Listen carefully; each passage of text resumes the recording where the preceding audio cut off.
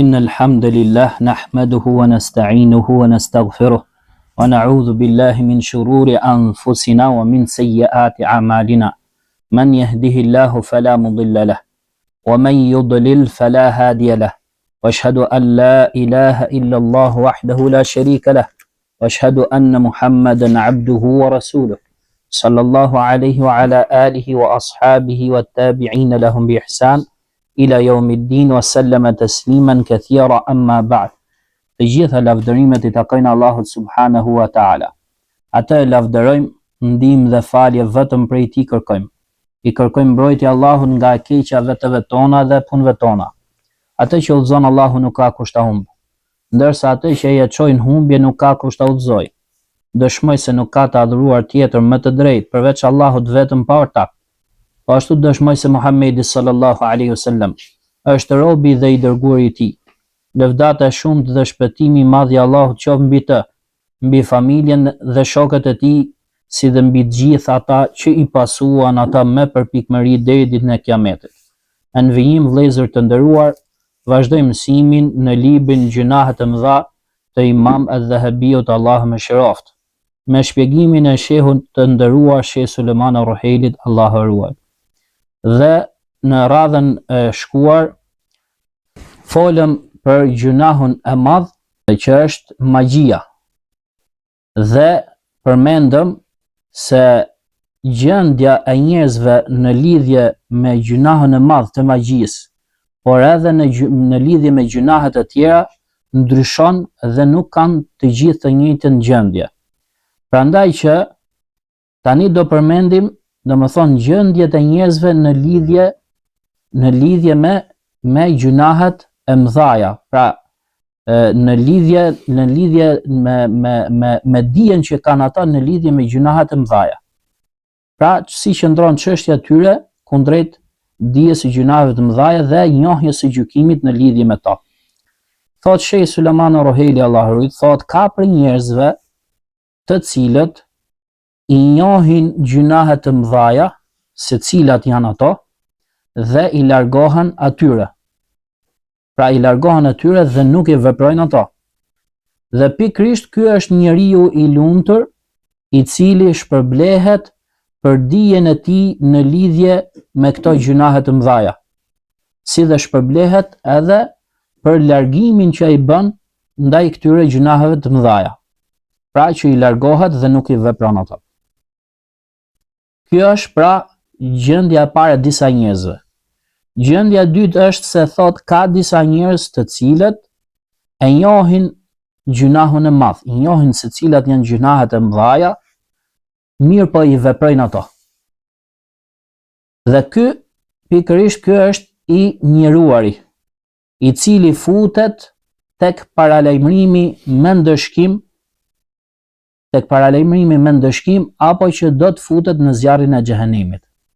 Pra I pari ishte që I njeh ato dhe I largohet, kurse I dyti është që I njeh ato, por se I vepron ato, nuk largohet prej tyre. Ndërsa kategoria e tretë apo gjendja e tretë e njerëzve janë ato njerëz të cilët e njohin gjykimin e një veprimi të caktuar apo e një fjale të caktuar, mirë po ai nuk e njeh ndëshkimin që ka ajo fjalë apo ajo vepër që I vepron, apo nuk I din edhe pasojat që ka ajo vepër apo ajo fjalë që ai thot. Mirë po kjo lloj ignorance dhe paditurie që ka ky njeri nuk është se e arsyeton atë, edhe nuk shërben si justifikim dhe arsyetim që ai të justifikohet. Pra kjo është kategoria e tretë. Ndërsa këtu shehu sjell dhe shembull. Thotë neve kapim një magjistar dhe I thotë që unë e dija që magjia thjesht është ndaluar, mirë po nuk e dija që magjistari vritet. Pra nuk e dija që pasojë e kësaj veprën që unë bëj është se unë do të vritem më pas. Pra një arsyetim I tillë atij nuk I bën dobi, edhe nuk shërben si justifikim për ta. Përkundrazi ai vritet dhe nuk merret parasysh kjo ai që thotë. Dhe këtu thon dietarët që padituria jote në lidhje me ndëshkimin që ka një vepër apo një fjalë që është ndaluar, atëherë kjo thot nuk merret për bazë. Nuk merret për bazë sepse ndëshkimi nuk është vepër që e bën ti. Ndëshkimi është diçka që bie mbi ty për shkak të asaj vepre ose fjale të ndaluar që ti ke bë. Prandaj që nuk merret parasysh edhe nuk arsyetohesh ti me këtë gjë. Ndërsa disa prej njerëzve janë që nuk e din gjykimin e një vepre apo fjale të caktuar që është ndaluar për shkak se ai kthen shpinën, për shkak se ai nuk don që të mësoj, për shkak se ai është i tillë që kur i vjen e vërteta dhe i vjen dija, ai e refuzon atë. Pra ky është lloji i katërt. Edhe këtu shehu përmend format e kësaj gjendjeje.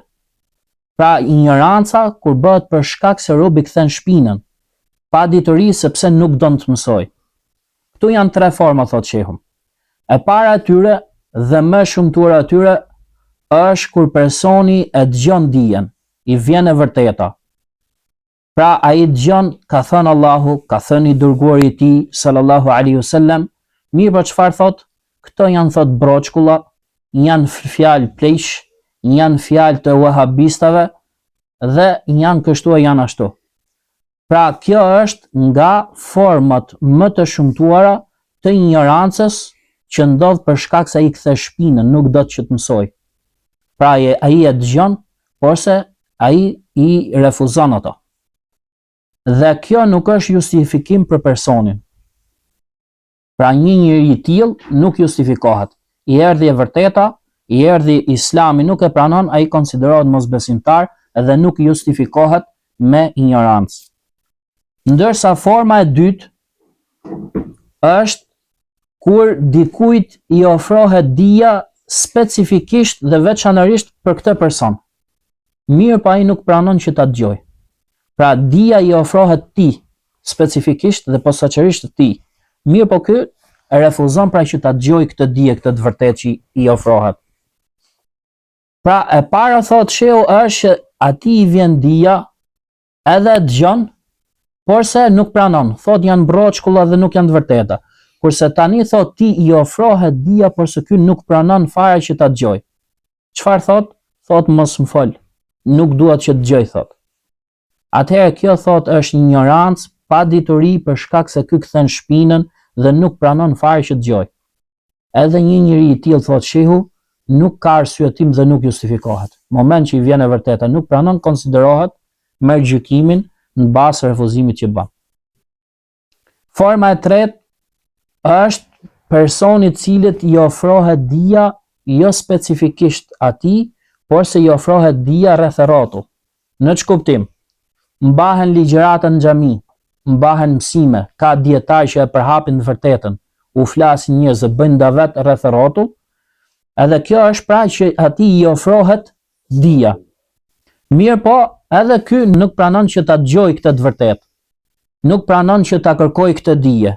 Edhe kjo ignorancë konsiderohet pa dituri për shkak se ai kthen shpinën edhe nuk pranon që ta dëgjoj të vërtetën.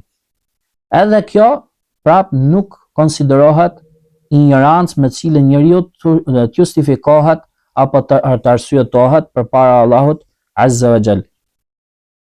Pra që gjitha kjo hyn tek ignoranca që për shkak të kthimit shpinës ndaj të vërtetës.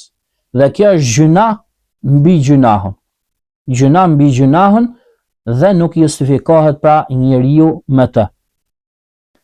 Tani thot shehu ka ngelur me neve ignoranca e vërtetë. Ignoranca e vërtetë. Dhe ajo është që të vi dikush dhe të thot që unë nuk e di gjykimin për një vepër apo për një fjalë caktuar që është ndaluar. Dhe as nuk kam gjetur dikënd që të më mësoj mua. Pra as nuk e di gjykimin, por as nuk kam gjetur dikënd që të më mësoj mua. Pra ndryshe thuhet që ky person nuk e di gjykimin dhe as nuk e ka gjetur ndonjë mësues pra që ta mësoj atë. Dhe çështja e tij është ka dy gjendje. Çështja e këtij personi ka dy gjendje. Gjendja e parë thot shehu është që ta përgënjeshtroj realiteti këtë. ta përgënjeshtroj realiteti këtë. Që do të thotë, realiteti ku ai jeton tregon ndryshe nga ai që pretendon. Për shembull, ai thotë, unë nuk e di gjykimin dhe as nuk kam gjetë dikë që të më tregoj apo që të më mësoj. Ndërkohë që realiteti tregon se në vendin ku ky jeton, e vërteta është e pranishme, ka njerëz të hajrit dhe të mirë, qoftë dietar apo njerëz që thrasin njerëzit tek e vërteta dhe ja bëjnë qartë vërtetën. Mirë po, problemi qëndron te ky. Pra, gjendja e parë është që realiteti e përgënjeshtron këtë. Atëherë një njeri i tillë nuk justifikohet. Një njeri i tillë nuk justifikohet. Ama thot shehu, nëse neve e vërtetojmë realisht që ky person nuk ka dije, edhe nuk ka pas dikën që ta mësoj atë apo që ta orientoj tek e vërteta, atëherë thot sikurse është ai person që është i ri në fe. Atëherë ky thot justifikohet dhe arsyetohet. Dhe këtu do të sjell dy shembuj, thot shehu. Shembulli i parë është ai person që shan Allahun apo shan të dërguarin e Allahut sallallahu alaihi wasallam. Dhe thot që unë nuk e dija se sharja e Allahut është ndaluar. Unë nuk e dija se sharja të dërguarit të Allahut sallallahu alaihi wasallam është ndaluar. Neve i themi këtij që ti je gënjeshtar dhe je mosbesimtar, je mohues. Sepse ti ke mohuar për shkak se ke sharë Allahun e lartësuar apo ke sharë të dërguarin e tij sallallahu alaihi wasallam, sepse realiteti të përgënjeshtron ty. Që do thot nuk ka musliman sipërfaqe të tokës që të mos e di se sharja e Allahut është ndaluar. Pra, ai nuk është se erdhi dhe tha që unë nuk e dija se kjo gjë është sharje për Allahun.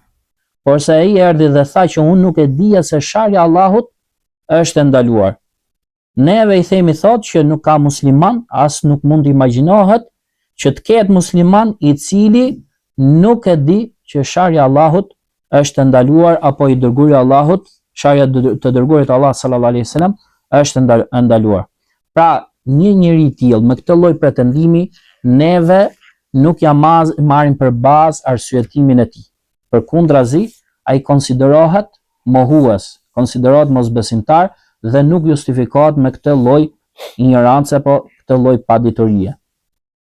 Ndërsa shembulli i dytë është atëherë kur vjen një person dhe thot se unë nuk e di se bërja sejdë dikujt tjetër veç Allahut apo që ti bësh sejdë varrit është shirk dhe është ndaluar, nuk e di. Pra, unë nuk e di se të bësh sejdë varrit është ndaluar dhe haram. Apo të bësh tawaf rreth varrit ashtu si kurse bëhet rreth Qabës, nuk e di që kjo gjë është ndaluar. Shehu thot që në origjin neve nuk e besojmë atë, sepse realiteti e përgënjeshtron atë. Çdo musliman, me atë që dim ne, e kupton dhe e din se ti bësh sejdë dikujt tjetër veç Allahut është ndaluar. Dhe se tawafi rreth varreve po ashtu është ndaluar. Që kështu neve nuk e pranojmë pretendimin e tij apo justifikimin e tij. Përveç se nëse vërtetohet tek ne që ky njeri specifikisht ai nuk e dinte një gjë të tillë. Shembull për këtë është Muadh ibn Jabali radhiyallahu anhu. Kur ai shkoi tek Kisra apo tek Kaisar apo në ato vende, ai pa se atje i bënin sejdë mbretërve të tyre. I bënin sejdë mbretërve të tyre. Dhe kur u kthye nga andej, edhe erdhi tek i dërguari Allahut sallallahu alaihi wasallam, me një herë sa e pa pejgamberin sallallahu alaihi wasallam, ai bëri sejdë atij. Sepse ai mendonte që pejgamberi sallallahu alaihi wasallam është më i mirë se ata mbretërit dhe nuk ka dyshim se pejgamberi alayhis salam është më i mirë se ata dhe mendoi që ky e meriton më shumë që t'i bëhet sejdë në shenjë respekti. Mirë pa pejgamberi sallallahu alaihi wasallam i thot Muadhit, ma yanbaghi li ahadin an yasjuda li ahad. Nuk i takon askujt që t'i bëj sejdë askujt. Pra, ngjashëm me këtë, apo nëse dikush është sikurse shembulli i Muadhit radhiyallahu an, nëse vërtetohet me siguri tek ne se nuk e dinte, atëherë neve e justifikojmë atë dhe arsyetohet. Pra, për shkak të ignorancës së tij. Mirë po obligohet për neve që ne më njëherë ta mësojmë atë. Dhe nëse ne e bëjmë me dije atë, ja mësojmë të vërtetën dhe kthehet, elhamdulillah, kjo është ajo që kërkohet. Përndryshe, nëse ai kundërshton, pasi që i bëhet e qartë e vërteta, atëherë ai konsiderohet mohues dhe mosbesimtar. Ndërsa gjendja e dytë është që nuk e përgënjeshtron realiteti këtë person.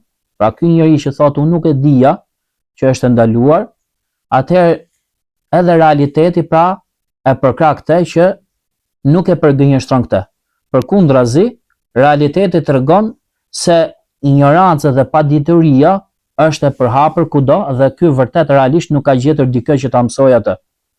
Dhe kjo normalisht ndryshon varësi të shteteve dhe vendeve ku jeton njeriu. Pra në këtë rast, ignoranca apo padituria që ka ky person konsiderohet arsyetim dhe justifikohet me këtë lloj ignorance njeriu. Dhe ne e pranojmë pretendimin e tij apo arsyetimin e tij. Mirë po, duhet që këtë njeri neve ta mësojmë. Nëse përgjigjet, elhamdulillah.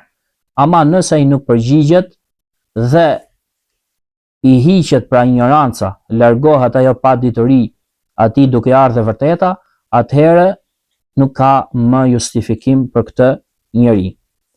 Kjo është përmbledhja e asaj që neve përmendëm radhën e kaluar, të cilën e kemi bazuar pra tek fjala e Imam Dhahabiut. Neve fjalën e Imam Dhahabiut e lexuam mësimin e kaluar, kështu që nuk ka nevojë që neve ta përsërisim prap sot, edhe kjo ishte përmbledhja që shehu i ka bërë fjalës së Imam Dhahabiut, Allahu më shëroft. Mjaftohemi me kaq, wa sallallahu ala nabina Muhammad wa ala alihi wa sahbihi wa sallam.